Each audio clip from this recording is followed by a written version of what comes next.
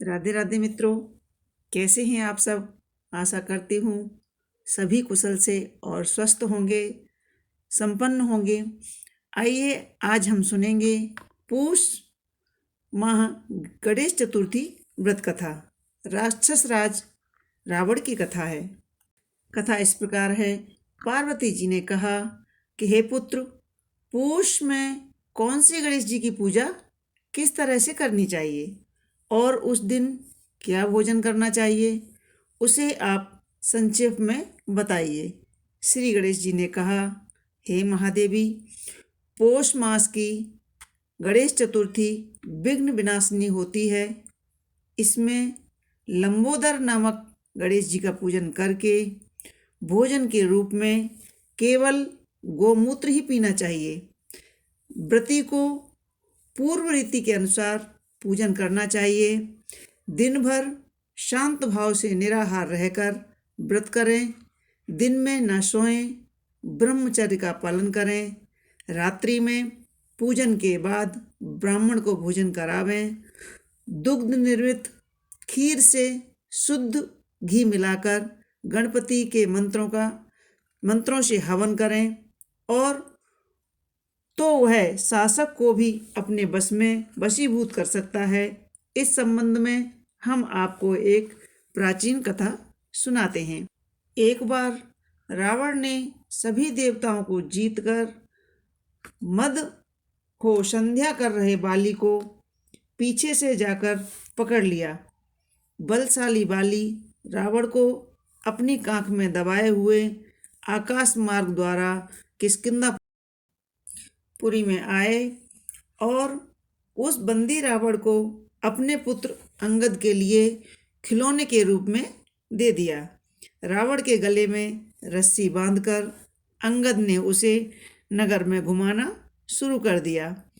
विश्व विजयी रावण की ऐसी हालत देखकर सभी नगरवासियों ने अट्टहास किया।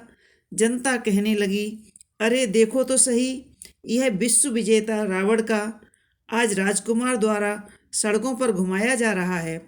पूर्ववासियों की बात सुनकर रावण बहुत लज्जित हुआ और मन में बहुत बुरा लगा और वो गहरी गहरी उश्वासें लेने लगा। उसका दर्प घमंड चूर चूर हो गया। उसने अपने नाना पुलस्त मुनि को स्मरण किया। अपने नाती की दीन पुकार से मुनि को आश्चर्य हुआ कि उसके नाती की ऐसी दशा क्यों कर हुई। अत्यंत गर्व करने से देव दानव मनुष्य आदि सभी का पतन अवश्य ही संभव है। रावण के समीप आकर मुनि ने पूछा, तुमने मुझे क्यों याद किया है। रावण ने कहा कि हे नाना जी, देवताओं को जीतने के कारण गर्व करने से मेरी यह दुर्गति हुई है। मैंने संध्या करते हुए एक बानर को देखा। पश्चिमी महासागर के तट पर मैंने उसे पीछे से पकड़ने की चेष्टा की, परंतु मैं ही उसके द्वारा पकड़ लिया गया। मुझे उसने यहाँ लाकर गले में रस्सी बांधकर अपने लड़के को खेलने के लिए दे दिया है। इस दुर्गति को देखकर नगरवासी मेरे ऊपर हंसी उड़ा रहे हैं। हे देव, इसी चिंता में मैं व्याकुल रहता हूँ। रस्सी में बंधे रहने के कारण मैं आसक्त हो गया हूँ। हे नाथ, अब मैं क्या करूँ। मेरे जैसा आपके वंश में और कोई दूसरा कुल कलंकी नहीं होगा। अब आप ही मेरी रक्षा कीजिए। पुलस्त मुनि जी ने कहा कि हे रावण, डरने की कोई बात नहीं है। मैं तुमको बंधन मुक्त करा दूंगा। यह बाली देवराज इंद्र के वीर से उत्पन्न है और पराक्रम में तुमसे बढ़कर है। इसकी मृत्यु महाराज दशरथ के पुत्र श्री राम के हाथों से होगी। हे राक्षसराज, यदि तुम बाली के बंधन से छूटना चाहते हो तो मेरी बात मानकर संकटनाशक गणेश चतुर्थी का व्रत करो। प्राचीन काल में वृतासुर की हत्या के प्रायश्चित स्वरूप इंद्र ने इस व्रत को किया था। अतः तुम भी इस संकट नाशक व्रत को करो, बहुत शीघ्र ही तुम्हारा कलेश दूर होगा। इस प्रकार आदेश देकर ब्रह्म ऋषि वन में चले गए। इधर रावण ने व्रत का अनुष्ठान किया। हे देवी, इस व्रत के प्रभाव से रावण तत्काल ही बंधन रहित हो गया और सुखपूर्वक अपना राज्य करने लगा। भगवान श्री कृष्ण कहते हैं कि हे युधिष्ठिर, आप भी इस व्रत को कीजिए।